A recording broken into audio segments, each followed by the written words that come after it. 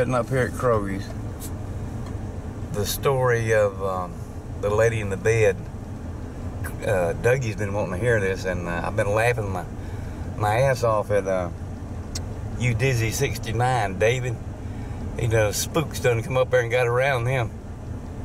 Anyway, the story goes it goes like this. I'm completely innocent. Let's get that right off the start with. I was outside working on the car.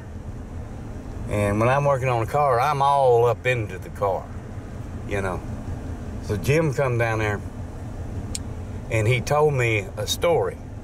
And I'm walking around, I'm working all over the car. I'm, yeah, sure, yeah, okay, yeah. And Jim knew that I wasn't listening to him. And what happened before that is, Jim was playing the game system. What game was that? Oh, Lord knows now. Old Nintendo game of some kind. So he borrowed it, and Amber brought it back up that night and set it beside my bed is the way I remember it. And she went back down there and told Jim that there was a lady up there in my bed. And so immediately Jim starts asking her 50 million questions, you know, is there anybody in the yard? Did you see the woman? You know, what's going on? And see, I didn't know none of this was going on, you know. I didn't know none of this. So after that evening, when I come back in, Jim told me the story again. He said that he'd come up there and he'd looked through the window. He'd looked around the yard, see if there was a car there. Wasn't no car there. So, you know, he's peeping up through the window, you know. He's trying to see who's in there, you know. So he comes on in the door. He can't help himself. Yeah, I even looked through the window in the door for a little while. Yeah, he looked. So he come on inside, and there was a perfect silhouette of a woman laying right beside me in the bed under the sheets. Yeah, on her side. We was butt to butt. Yeah, I believe so. And I said, that wasn't enough for Jim there. He went over and touched the foot, and when he did, all of the sheet just collapsed. Yep, and went flattish. So when he told me that the second time, I'm just, you know, okay, that was a spook. Yeah, I sat there around the end of the bed for a little while and going, alrighty. There was no vehicles out there, didn't have a clue about any of that. So I just said, oh, screw it. I just kind of touched the foot. I was gonna make a move. And the funny thing is, Jim said Amber didn't want him to tell me anything about it. Thought she'd be crazy. Yeah. See if you can add anything on to that I left out. I don't remember anything else. You'll have to ask Amber. Well, besides, yeah, what Amber was saying about on there, she come down there and he said I was asking her a million questions, and that wasn't wrong. I was asking her, you know, if there was any vehicles in the yard, what color hair, and she said, oh, they got their head under the sheet, and I'm going, oh, okay. Yeah, after a million questions or so, I had to go up there. You know, just checking.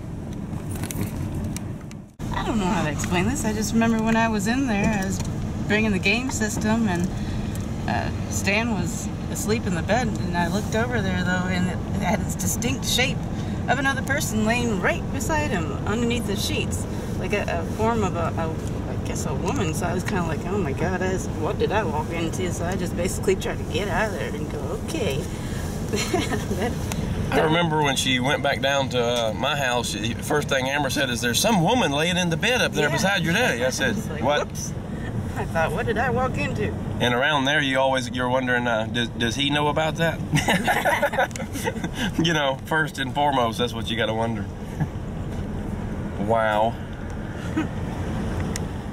And to add on to that story, I was talking to Dougie about it on the YouTube, and I had a dream, another dream, and it come to me that woman's name is Priscilla.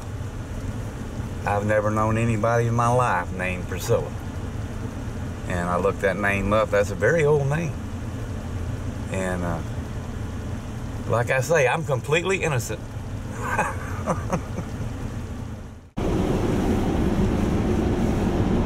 Yeah, he was questioning us more about, you know what they look like if it was a younger, older person. No, that was a full-grown adult About the same height as him. woman. Didn't have any mannish features, but it definitely contoured like a girl. Yeah, and it was about the same height too. It was no short woman. Not fat, not a kid. No, definitely wasn't fat. That was very strange. I remember when you first come in there, telling me about all that, I was having a lazy moment, and I was thinking to myself, oh, you better not be screwing with me, or imagining things is more like what I was thinking. I remember questioning you about probably 100 times there.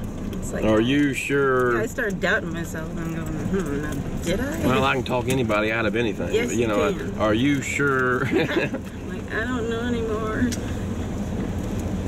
So, like, just look. I probably gave you my old speech. Well, I'll go look, but if better be something. yeah, there. it better be something there. I might kick you in the butt.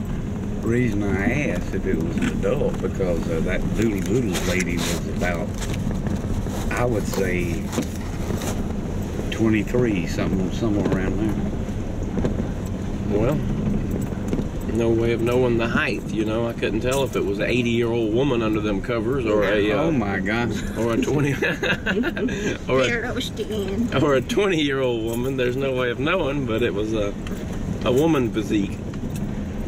More like a woman sleeps too, you know, not like a guy. You know, we'll throw our arm up behind our head, and even when we're on our side, we're still looking. You know, we got a certain postures that we'll do where we sleep. I don't know how you explain that, but I don't know.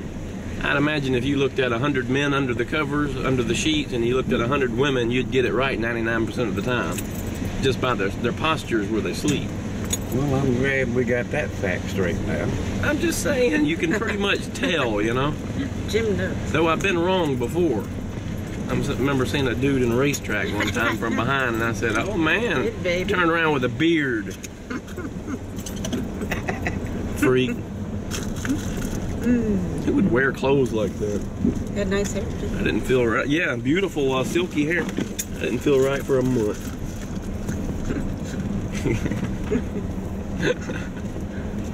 I'm glad we had to add all that in. Yeah, Well. it's special. It just that you know secures the point. I said 99% of the time. You get it right out of 100. Basically, I'm saying it could have been. You could have been curled up with a dude, a very feminine dude. Okay, let's not start that.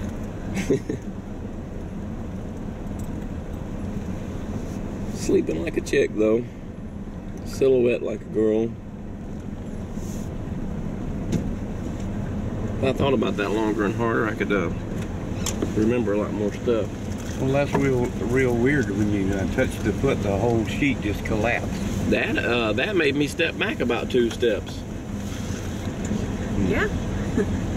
And then I got to thinking, you know, you try to, what would you call that? Figure that out in your mind, going, well, you know, I guess if, you know, the moon was positioned in the correct manner, maybe, just maybe, the covers could have gotten like that. It's like, no, But not like that. I tried that a million more times of putting the covers, you know, the best I could make them look. It wasn't that pretty. No, sir, I never could get it looking that great. And even if you ever do get it looking that great, you're never going to get it to fall like it did. That thing went poof and fell flat. Just not very possible. That would have been the best, what would you call that, movie graphics, or best quality movie stuff that you'd ever seen. I mean, you would only see that in a well done movie.